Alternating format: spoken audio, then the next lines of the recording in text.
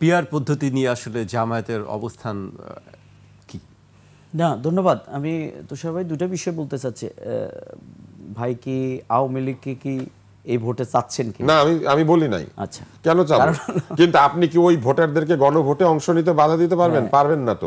বলে ওরা যদি এসে না মেরে দেয়, আপনি সেটা কি করে বন্ধ করবেন? না, সেটাই প্রথম কথা হচ্ছে যে আওয়ামী লীগের যারা এই 15 বছর তারা দেশ পরিচালনা করতে গিয়ে তৃণমূল পর্যন্ত কিন্তু তারা কারাপশনের সাথে জড়িত হয়ে গেছে এবং অনেকের বিরুদ্ধেই কিন্তু বিভিন্ন ধরনের মামলা রুজু হয়েছে, বিচার কার্যক্রম অব্যাহত আছে।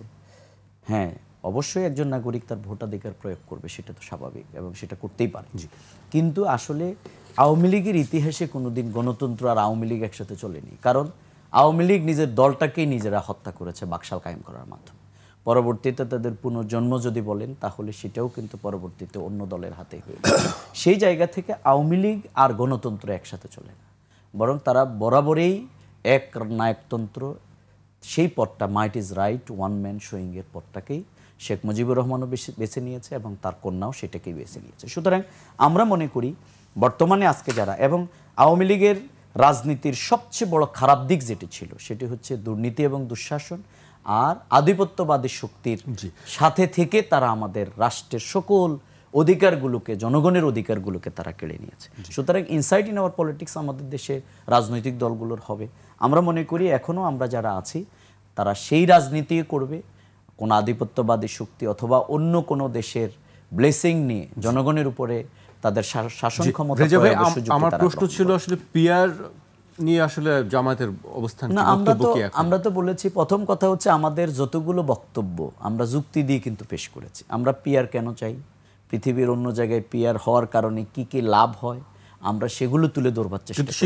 প্রত্যেকটা জিনিসের পজিটিভ নেগেটিভ দিক আছে। আসনের ভিত্তিতে নাকি ভোটের? প্রথম কথা হচ্ছে যে পিআর যখন এই শব্দটাই আমরা বলেছি তখন সবচেয়ে বেশি এটাকে তুলে ফেলে দেওয়া হয়েছে, যেটা নেগলেক্ট করা হয়েছে, এটা তাচ্ছিল্য করা হয়েছে, যেটা কেয়ারটেকার সরকারের সময় বিএনপিও করেছিল। কিন্তু এখন সেই পিআর পদ্ধতি উচ্চকক্ষে কিন্তু অলরেডি এসে দাঁড়িয়ে গেছে। তার মানে হলো পিআর বিএনপি বুঝে না বলছিল না, খুব ভালো করেই বুঝেন এবং সেটি আলোচনা হয়ে উচ্চকক্ষে এসেছে। নিম্নকক্ষে তো নিম্নকক্ষে আসে নাই। আমরা জনগণের সেই দাবি নিয়ে আমরা আছি, এবার না হোক হয়তো পরে হবে। কিন্তু পিআর আমরা বুঝি না, এটা নতুন একটা জিনিস, এটা কিভাবে হবে, এটা খায় না ঘুমায়। সেই জায়গা থেকে তো অন্তত জামাত ইসলামের দাবি, আমাদের দাবির একটি অংশ তো অবশ্যই পূরণ হয়েছে, কারণ উচ্চকক্ষে পিআর আমাদের যে দাবি ছিল সেটি হয়তো পূরণ হতে যাচ্ছে।